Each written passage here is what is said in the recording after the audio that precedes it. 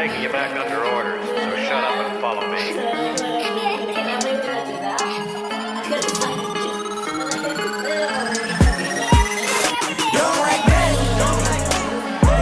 don't give a shit about me.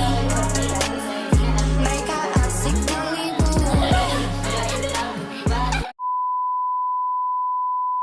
Assalamualaikum warahmatullahi wabarakatuh. Saya Muhammad Faisal Metarum dari kampus IAIN Tulungagung, Fakultas Syariah dan Ilmu Hukum, jurusan Hukum Tata Negara. Di sini saya akan menjelaskan tentang dua jurnal yang telah saya review, yaitu jurnal pertama tentang rekonstruksi hierarki peraturan perundang-undangan di Indonesia. Jurnal kedua, integrasi pengujian peraturan perundang-undangan di Mahkamah Konstitusi sebagai upaya pembangunan hukum di Indonesia. Oke, untuk jurnal pertama yaitu rekonstruksi hierarki peraturan perundang-undangan di Indonesia. Teori hierarki merupakan teori yang menyatakan bahwa sistem hukum disusun secara berjenjang dan bertingkat-tingkat. Di Indonesia, rantai norma hukum diaktualisasikan ke dalam hierarki peraturan perundang-undangan sebagai diatur dalam Undang-Undang Nomor 12 Tahun 2011 tentang pembentukan peraturan perundang-undangan. Pasal 7 ayat 1 Undang-Undang Nomor 12 Tahun 2011 menyebutkan mengenai jenis dan hierarki peraturan perundang-undangan di Indonesia.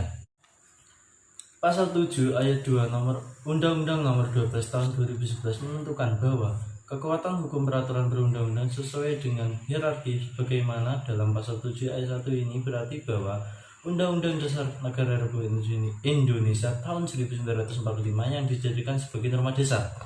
Dalam Undang-Undang Nomor 12 Tahun 2011 tentang memuat yuridis dalam pembentukan peraturan perundang-undangan di Indonesia, namun masih memunculkan masalah-masalah yuridis dalam penerapannya. Undang-Undang Nomor 12 Tahun 2011 mengembalikan posisi atau kedudukan ketetapan MPR ke dalam hierarki peraturan perundang-undangan.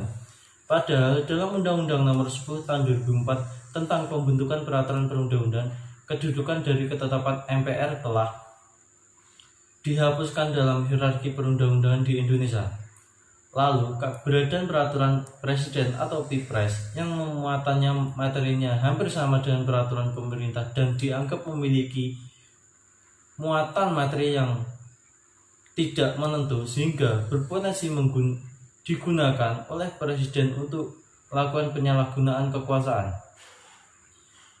Dan di dalam Undang-Undang Nomor 12 Tahun 2011 juga dikenal adanya jenis peraturan perundang-undangan lainnya di luar hierarki sebagai ditetapkan dalam pasal 7 ayat 1. Peraturan lainnya berupa MPR, DPR, DPD, MA, MK, BPK, KY, BI, Menteri, badan atau lembaga yang setingkat dibentuk dengan undang-undang atau pemerintah atas perintah undang-undang. DPR Provinsi, Gubernur, DPRD Kabupaten atau Kota, Bupati atau Wali Kota, Kepala Desa atau setingkatnya. Pada 2 Februari tahun 1950, pemerintah Republik Indonesia Yogyakarta menetapkan undang-undang yang mengatur tentang jenis dan hierarki peraturan perundang-undangan melalui Undang-Undang Nomor 1 Tahun 1950 tentang peraturan jenis dan bentuk yang dikeluarkan oleh pemerintah pusat. Dekret Presiden 5 Juli 1959 sebagai landasan yuridis berlakunya kembali Undang-Undang Dasar 1945 membawa implikasi terhadap hierarki peraturan perundang-undangan. Hal tersebut dikarenakan jenis peraturan perundang-undangan sebagaimana disebutkan dalam Undang-Undang 1945 atau sebelum perubahan yang terdiri dari undang-undang, perbu, dan peraturan pemerintah yang dipandang belum dapat memenuhi kebutuhan.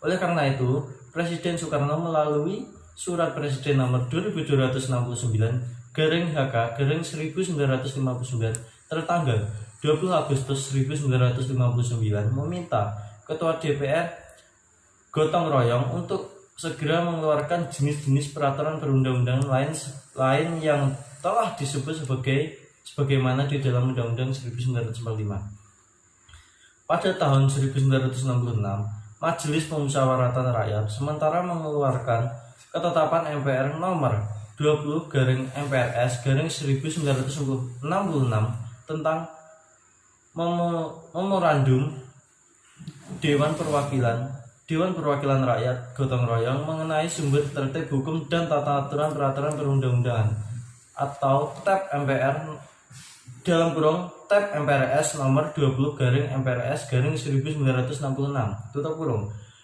Hal ini dilatar belakangi adanya kerancuan-kerancuan dari sumber tertib hukum di Indonesia.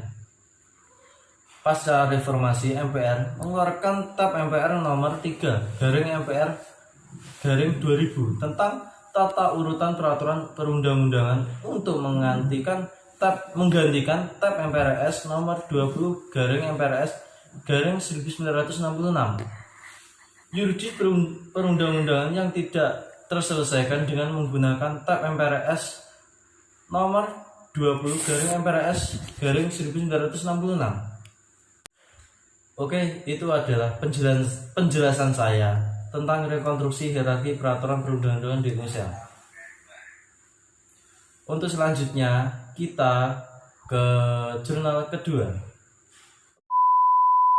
Oke, selanjutnya untuk pembahasan jurnal kedua, yaitu integrasi pengujian peraturan perundang-undangan di Mahkamah Konstitusi sebagai upaya pembangunan hukum Indonesia. Pada tahun 1999 sampai dengan 2002 adanya perubahan konstitusi, yaitu peraturan tentang perlindungan hak asasi manusia.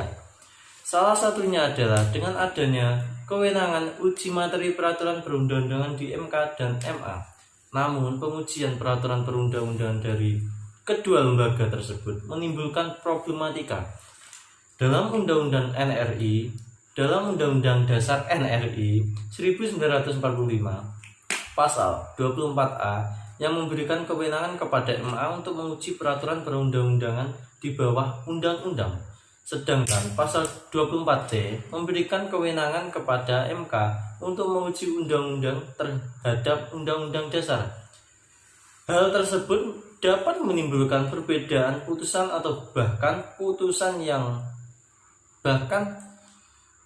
yang saling bertentangan antara MA dan MK yang berwenang dalam melakukan pengujian peraturan perundang-undangan, karena dalam praktik pemerintah dapat melakukan pencabutan terhadap peraturan perundang-undangan. Konstitusi Indonesia menegaskan bahwa negara Indonesia berdasarkan atas hukum. Hal ini termasuk dalam pasal 1 ayat 3 Undang-Undang Dasar 1945.